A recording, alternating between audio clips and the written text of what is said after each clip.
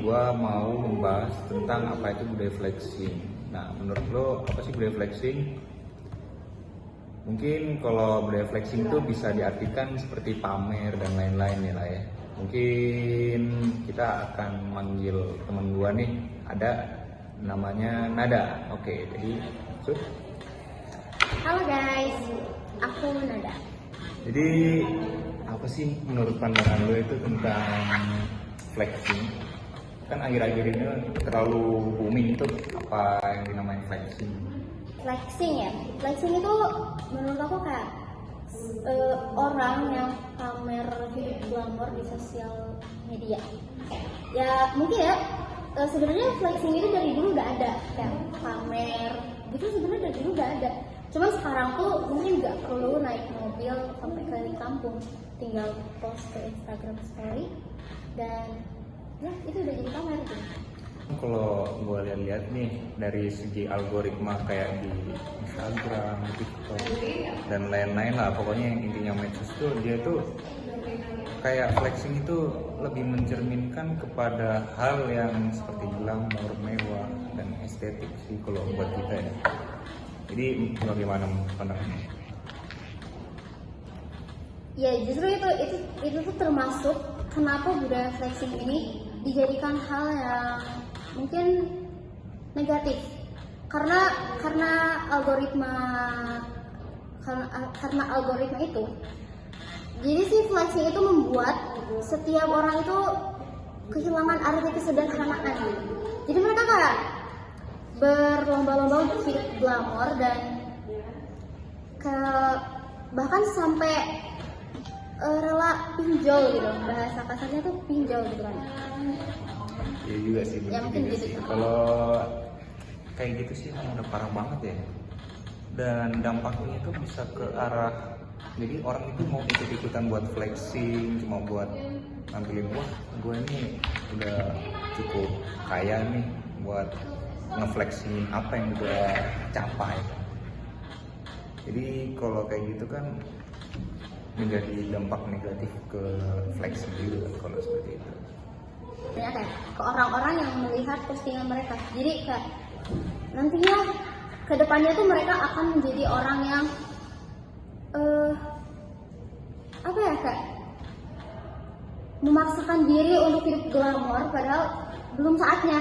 Padahal kan setiap manusia itu ada saatnya, masing-masing mereka akan mencapai kesuksesannya masing-masing gitu.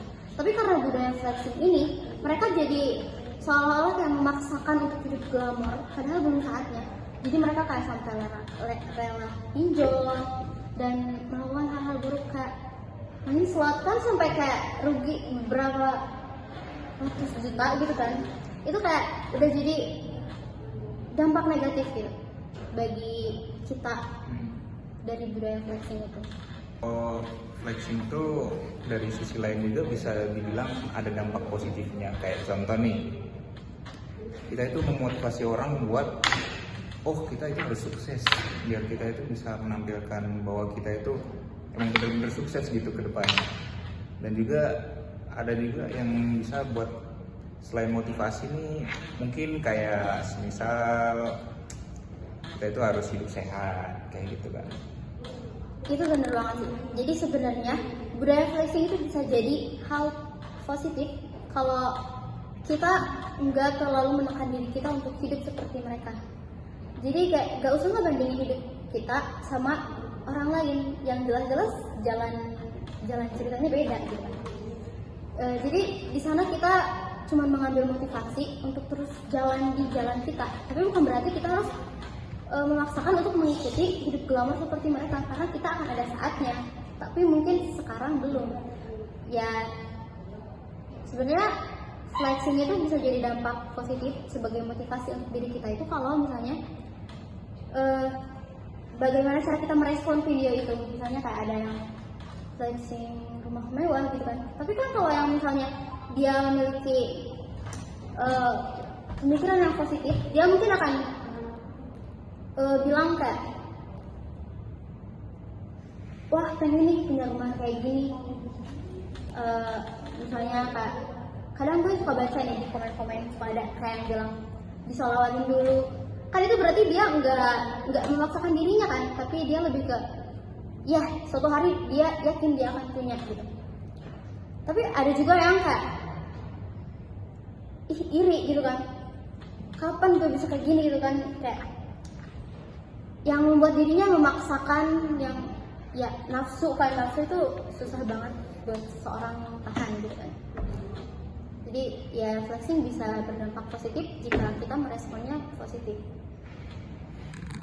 Oke, jadi kawan-kawan, kalau dari yang teman gua jelasin barusan, untuk kesimpulannya sendiri sih flexing itu boleh, cuman bukan untuk lomba untuk pamer bahwa kita itu wah paling kaya, paling mewah. Tapi kita itu harus memotivasi orang juga. Dari situlah kita tahu bagaimana kita itu menerapkan dampak positif dari flexing tersebut. Yap, betul sekali. Jadi kita tuh jangan sibuk kelihatan sukses, padahal sebenarnya kita nggak bahagia ada di posisi itu.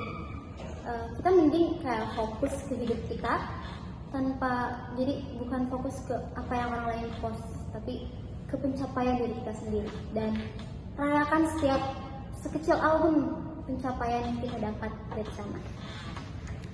Thanks udah dengerin podcast kami. Jadi sekian untuk podcastnya ya, tanpa panjang lebar.